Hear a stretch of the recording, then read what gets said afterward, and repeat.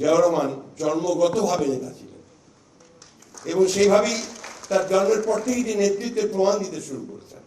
তার যোগ্যতা, তার নেতৃত্ব, তার দূরদৃষ্টি সবকিছু দিয়ে তিনি একটা সম্ভাবনাময় একটা রাষ্ট্রে ভর্তি করেছিলেন। মাহফুজুল্লাহ সাহেবের বইয়ের মধ্যে আপনি দেখবেন যে কিভাবে তিনি পশ্চিমা বিশ্ব, চীন, ভারত, রাশিয়া সকলের সঙ্গে সম্পর্ক তৈরি করছেন। এখানে বইটি আছে, আপনার পররাষ্ট্র বিষয়ে কিছুটা আলোকপাত আছে আজকে প্রকাশিত বইগুলোর মধ্যে। তিনি কিভাবে সেটাকে তিনি কাজে লাগানোর চেষ্টা করছেন, সম্পর্কগুলোকে কিভাবে ভিন্ন মতের মানুষকে কাছে টেনে আনার চেষ্টা করেছেন। এবং সবচেয়ে বড় যেটা আমার কাছে মনে হয় যে he used to believe in politics of reconciliation, একটা সমঝোতার রাজনীতিতে তিনি বিশ্বাস করতেন।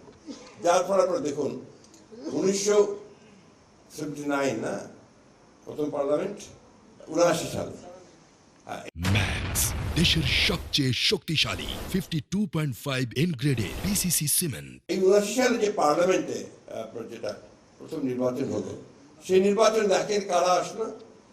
একদিকে আসলো আওয়ামী লীগের প্রায় 39 জন, আওয়ামী লীগ আসলো 39 জন, আইডিএল ইসলামিক ডেমোক্রেটিক লীগ অর্থাৎ যেটা জামাত ইসলাম, সে সময় যেহেতু জামাত ইসলামের নামে রাজনীতি করতে পারছিল না, তখন মৌলানা আব্দুর রহিম সাহেবের নেতৃত্বে আইডিএল তৈরি হয়েছিল। সেই আইডিএলের তখন অনেক কয়েকজন এসেছিল, বোধহয় আমার ঠিক সংখ্যাটা মনে নাই কত হচ্ছে আপনি ভাই, আমার সংখ্যাটা অনেক কয়েকজন এসেছিল। অন্যদিকে বিএনপিতে যারা আসলেন তারা হচ্ছেন চারদিক থেকে আসা একটা আপনার সব রাজনৈতিক নেতারা আসলেন। আবার মুসলিম লীগের সবুর খান আসলেন, একদম বামদের মধ্যে থেকে সুরজিৎ সেনগুপ্ত, রাশেদ খান মেনন, আপনার আরো দু একজন, মোহাম্মদ তোহা, মুজাফর সাহেব, প্রফেসর মুজাফর সাহেব, তারা সব আসলেন।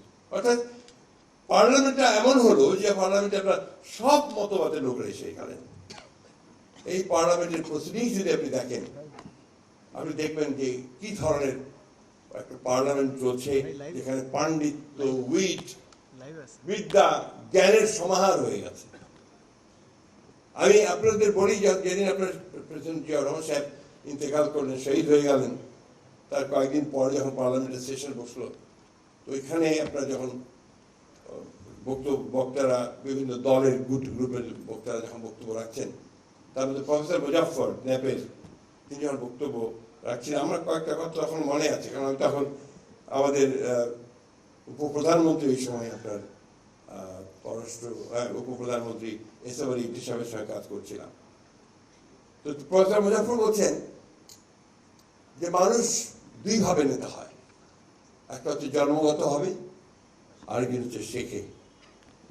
বলছেন জিয়াউর রহমান জন্মগতভাবে নেতা ছিলেন এবং সেইভাবেই তার জন্মের পর থেকেই যে নেতৃত্বের প্রমাণ দিতে শুরু করেছেন।